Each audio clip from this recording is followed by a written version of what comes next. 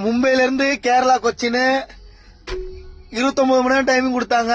28 மணி நேரத்துல டைமிங் முடிச்சாச்சு, கம்ப்ளீட் பண்ணியாச்சு. நாளைக்கு லோடு இருக்குது மும்பைக்கு.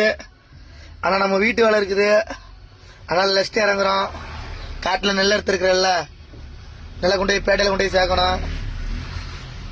ஆனா இந்த வண்டியில சம்பாதிக்கிற வருமானம் கூட என் நிலத்துல, என் சொந்த நிலத்துல 3 மாசம் கஷ்டப்பட்டு அறுத்த நெல்லை கொண்டு போய் பேட்டையில ஓட்டா வெறும் 35,000 40,000 தான் போகும் அந்த நெல், தெரியுமா? அதுக்கு மேல எடுக்க மாட்டாங்க. என்ன பண்றது, அவங்க சொல்றதா ரேட்டு.